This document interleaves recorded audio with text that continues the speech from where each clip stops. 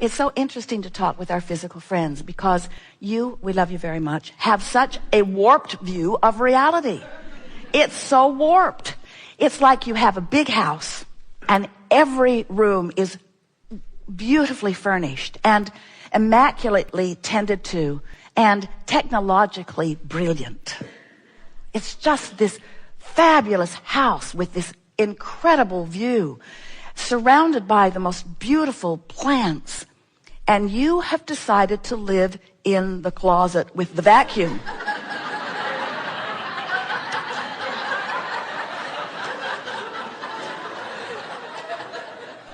And sometimes other people come to visit you and they look around your house and they say, "Oh, wow.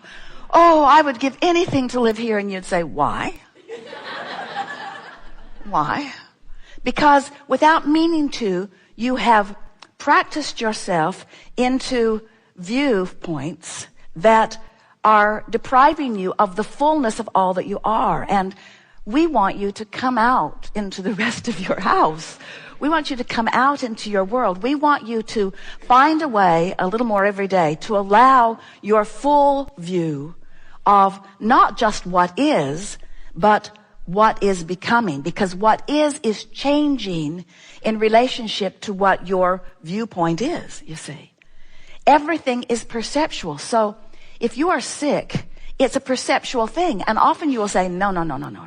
It's proven by the tests, by the facts. There are a lot of people who are confirming this sickness or confirming this bankruptcy or confirming where I stand. And we say, all that is happening is that you are perceiving fragments of that which you really are because you are practiced at not allowing the fullness of who you are to manifest. So when we talk about manifestation, what we're really talking about is your perception of what's around you, your perception of your body, your perception of your world, your perception of your economy. That's the big one these days. So many people perceiving based upon what other people are perceiving. That's like saying, well, my mother lived in the closet and her mother lived in the closet, and I thought we were just supposed to live in the closet. And I know it's not rational when I listen to you, Abraham. I know that I could just open the door and come out, but it's not easy to open the door and come out when I've been in here for so long. Now, this analogy is strong. You laughed at it at first. Now it's starting to depress you. But the reason that we offer analogies is because we want to get your attention. We would like you to leave here today saying to yourself, I want full view. I want full view, which means I want to be moment by moment, day by day, up to speed with how the source within me is viewing life. And what we mean by that is you are so much more than these physical bodies. You are so much more than this physical beingness that you sometimes or even often perceive. You have source within you. You are more vibration than you are anything else. So we would like to convince you that this is a vibrational world. It's a vibrational world that is changing constantly and has already changed in ways that please you, that you are depriving yourself of seeing because you haven't come out of the closet yet. You're still hiding from the real reality as you are scrutinizing the limited reality. And when you realize that there is a bigger reality, we want to coax you over here into this vibrational reality, this vortex of creation. We want to coax you over often enough, speaking to you in reasonable terms until we elicit from you a vibrational resonance that then gives you full view. Sometimes in your human vocabulary, you say, oh, then I saw the light. Then I saw the light. And we say, yeah. That's what we're talking about.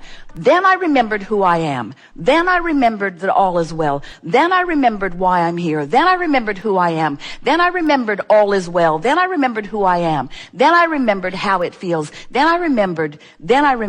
And it's a visceral memory. It's a lighthearted memory. It's a all is well memory. It's everything is good memory. It's that it doesn't matter what appears to be through my screwy, limited, self-inflicted interpretation of manifestation.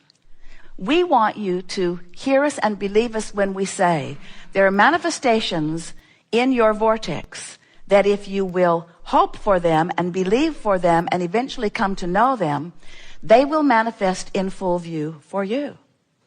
Have you ever had an experience of sharing the planet with others who don't see it the way you do? Has that ever happened to you? Have you ever been in a particular place in time where you were laughing and someone else was crying and you were standing in the same space?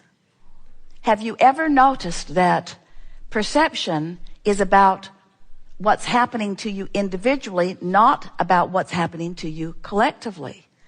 But if you are able to drum up enough attention to the collective from CNN does a good job of it and so forth, that the individual perspective is then skewed by the larger perspective, then you begin feeling much the same way, and then you begin having more and more of the same experiences. That's really what economic tides are about. People often think, those that accept that there is something beyond this, and how could anyone not accept that there is something beyond this? You're good, but you're not that good. You've not managed to scrape enough dirt together and launch it into orbit to create another planet. In other words, you're good, but you've just got to look around and acknowledge that there's something really big going on of which you are a part. And that larger part of you remains non-physically focused. But while that larger part of you remains non-physically focused, you have full access to it here and now, out here on this leading edge of creation. And we want you to hear the specifically chosen run of those words. Out here where you are on this leading edge creation, on this leading edge creation. So if you accept that source energy exists, and you just sort of got to because here you all are, as you acknowledge that this source energy exists, don't work so hard to be good so that you can return to the heaven that you think is where source energy is. Instead, figure out how to achieve a vibration right here and now in your powerful now so that you allow your full revelation or your full recognition of that source energy right here, out here on the leading edge where it has always been focused. How you ever got the idea that God, or whatever you want to call that non-physical beingness, is sitting somewhere apart from you, waiting for you to figure stuff out so that you can rejoin it, is truly the byproduct of man's disconnecting himself completely from the picture, from the creative picture of how it all fits together. You are source energy in these physical bodies. You cannot disconnect yourself from that source energy. But you can choose lackful thought about yourself, about others, about your government. You can choose worrisome thoughts about yourself, about others, about your government. You can choose thoughts that don't feel good about just about anything. And in the doing so, you deprive yourself of your awareness of source who is flowing through you, whether you know source is flowing through you or not. In a moment of brilliance, you say, wonder where that came from. And we say, we don't want you to wonder anymore. It came from your alignment. When you are tuned in, tapped in, turned on, you're tuned in to the frequency of all that you are, you see. And after you taste that a little bit, anything less than that is not only just not okay, it's really, really not okay. You can't feel the deliciousness of alignment and then find some petty, unimportant thing to use as your reason to choose a vibrational frequency that's different than the frequency of source, and deprive yourself of source energy without knowing that something has gone really, really wrong. And it isn't permanently wrong, it's just temporarily wrong in the sense that it's not as right as it could be or as you want it to be, or really we'll go as far as saying as it should be, because you are meant to feel good. You are meant to be brilliant. You are meant to be tuned into the high frequency of who you really are. You intended when you came into these physical bodies to explore variety. Yes, you did. And you never asked for a feathered nest. Not one of you said, I'll go forth, but please make sure everything's just the way I would like it to be, so all I have to do is just observe my environment. Because all of you knew that you wanted variety to help you to focus your improvements into place, because you are a creator, you see. You know how you don't like it when somebody else bosses you around all the time? You don't like it because you came to explore and to come to your conclusions, because you know you have the resources of all that is backing you up to flesh it out and fill it in for your surprise and delight and satisfaction, for the details of all that you are. You knew that that was what creation is about. You didn't come to fix things that are broken. You came to create things that are new. You came to explore and discover new combinations with new juxtapositions of new experiences. You intended to give birth to desires because you are an eternal creator, and eternity and evolution and continual evolution of desire is all the same thing. You can't be eternal and stand still. And so you were born into the most extraordinary, diverse environment where new desire would be, you knew it for sure, would be inspired within you. And when that inspiration occurs, it radiates vibrationally like rockets of desire. And as that radiated desire moves forward, it becomes an actual creation.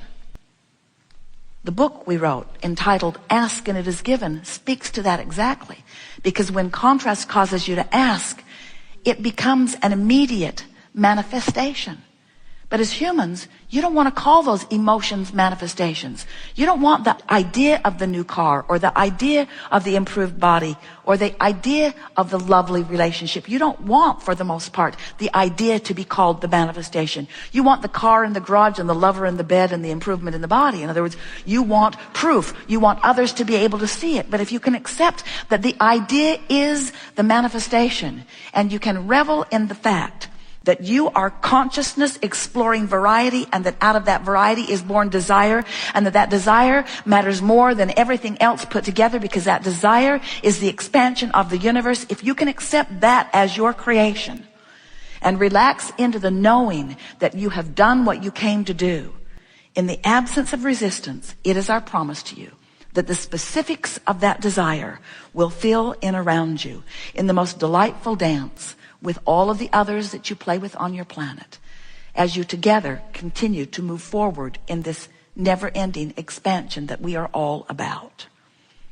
Our strongest desire is that you accept that that which you call source energy, or that which you call God, is doing the creating that you've all been reveling in or revering right here through you in this time-space reality. That when you have that moment of delight in a new idea, that is you and Source together reveling in the eternal expansion of this universe. And it's worth celebrating right then and there. And that's what that elation that you feel is. That's that celebration that you and Source are having together, you see. And when you feel afraid, when you feel fearful, when you feel angry, when you have those negative emotions, it doesn't mean that Source is feeling those. It means that you're feeling something so bogus, so apart from the way the Source energy feels within you, that it has to equal the opposite compensation. In other words, who you really are feels so good. When you pinch yourself off from it, isn't it logical that you would feel really bad? So as you begin to understand that your emotions have always been your guidance system to let you know one thing and one thing only. How am I in my physical body right out here on the leading edge resonating with the source of all that I am? Is there full resonation, or am I off the beam in some way? So now you know everything we know. Now you know everything that is important to you. Now you know that when you feel fear, all it means is Source doesn't agree with you. And Source is right here present with you, always in this leading edge moment. You are never by yourself. You are never without the full resources of all that you are. You cannot sever yourself from that. You cannot. You cannot sever yourself from the resources of Source. But you can deprive yourself of the feeling of Source if you activate a vibration that doesn't allow you the translation of it. Does that make sense to you? And doesn't negative emotion every single time, doesn't it have an empty quality to it? Doesn't fear feel like empty? Doesn't anger feel like empty? Doesn't it feel like it really is? You've sort of emptied yourself.